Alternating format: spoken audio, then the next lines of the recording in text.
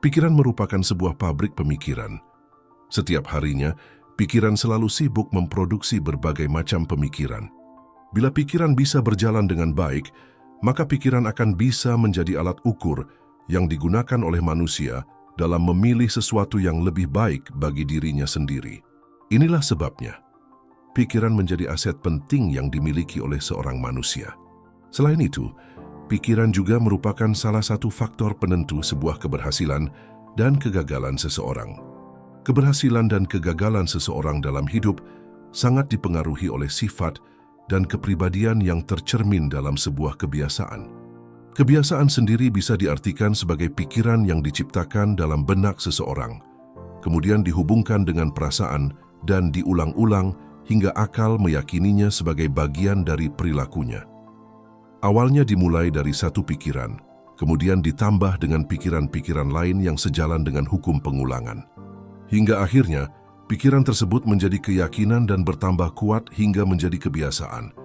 Dalam buku Terapi Berpikir Positif tulisan Dr. Ibrahim El-Fiqi, dijelaskan bahwa kebiasaan terbentuk melalui 6 tahapan, di mana pada masing-masing tahapan merupakan satuan rentetan dan saling berkaitan.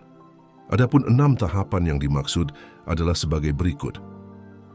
1. Berpikir. Dinamakan proses berpikir jika seseorang itu sedang memikirkan sesuatu, memberi perhatian, dan berkonsentrasi terhadap yang dipikirkannya. Agar sesuatu itu bisa ada dalam pikiran, maka sesuatu itu harus mempunyai nilai lebih atau dianggap penting. 2. Perekaman. Saat orang sedang memikirkan sesuatu, sesungguhnya otaknya juga sedang merekam. Setelah itu, otak akan membuka file yang sejenis dengan pikiran tersebut dan menghubungkannya dengan pikiran-pikiran lain yang sejenis atau dinilai bermanfaat baginya. Dalam proses perekaman ini, manusia bisa menentukan arah pikirannya sendiri. Mau menjauhi dan mengambil pikiran itu semua tergantung pada dirinya sendiri. 3. Pengulangan.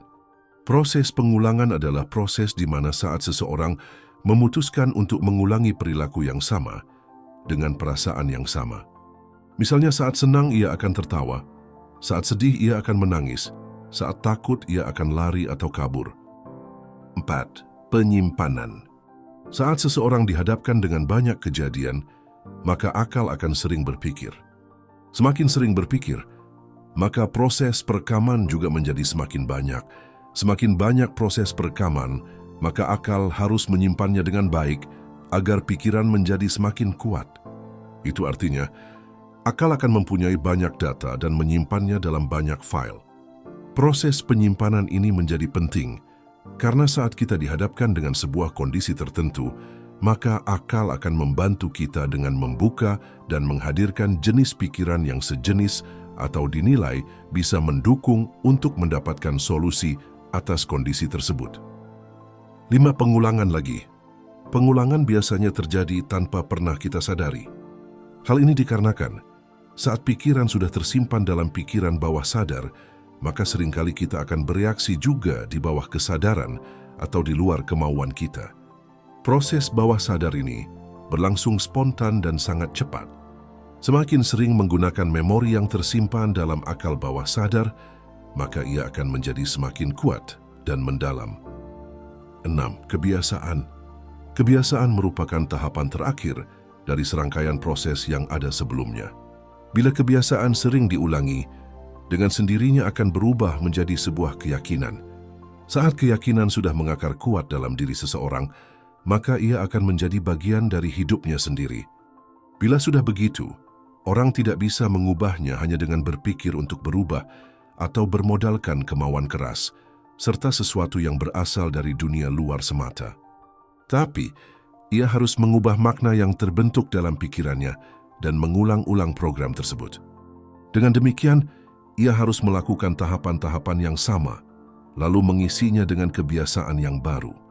Kebiasaan yang dilakukan secara terus-menerus dan berulang-ulang, serta bisa mencirikan seseorang, disebut dengan karakter, sebab karakter biasanya diartikan sebagai suatu kualitas atau sifat yang terus-menerus dan kekal yang dapat dijadikan untuk mengidentifikasikan individu. Apabila karakter sudah menetap dan sulit untuk diubah, maka bisa disebut dengan watak. Hal ini sesuai dengan pengertian dari watak itu sendiri, yakni karakter yang lama dimiliki seseorang dan sampai sekarang belum berubah. Sedangkan kepribadian bisa diartikan sebagai sejumlah karakteristik individu yang cenderung menetap dan kemudian ditampilkan lewat perilaku. Jenis-jenis pikiran.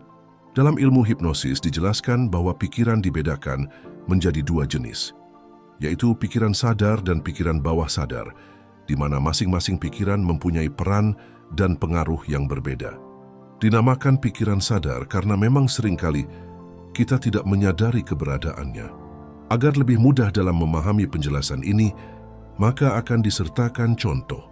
Saat kita sedang belajar matematika, menghitung suatu angka dan kita bisa menjawabnya dengan benar, seolah-olah kita telah memakai logika, maka sesungguhnya kita telah berpikir menggunakan pikiran sadar kita.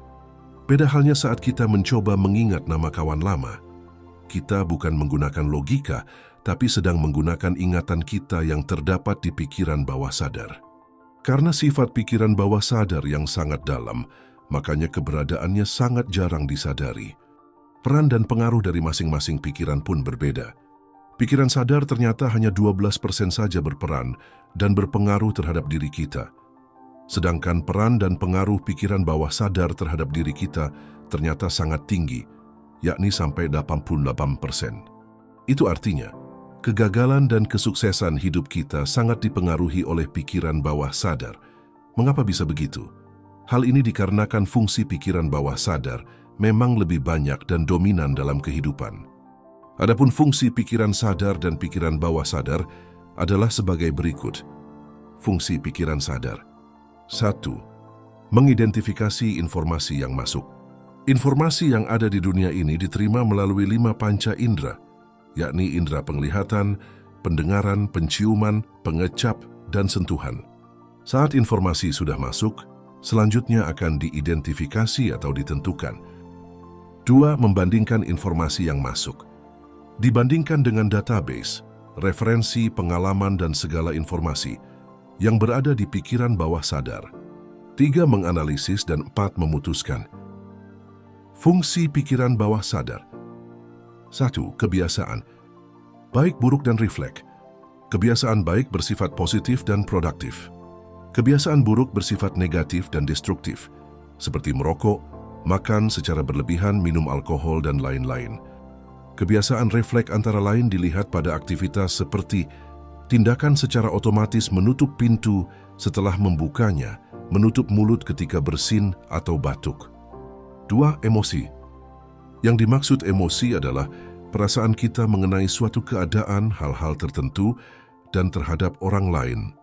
Seperti ketika kita merasa sedih di waktu mendapatkan musibah, marah ketika keinginan tidak sesuai harapan, kecewa karena ditipu, dan lain-lain. 3. Memori jangka panjang. Memori jangka panjang adalah tempat penyimpanan informasi yang bersifat permanen. Ada memori yang tidak dapat diingat dalam kondisi sadar, tetapi dapat dimunculkan kembali dengan bantuan hipnosis. 4. Kepribadian. Kepribadian adalah karakteristik individual kita dalam berhubungan dengan orang lain dan dengan lingkungan yang kita jumpai setiap hari. 5. Intuisi. Intuisi adalah perasaan mengetahui sesuatu secara instingtif, berhubungan dengan spiritual atau metafisik. 6.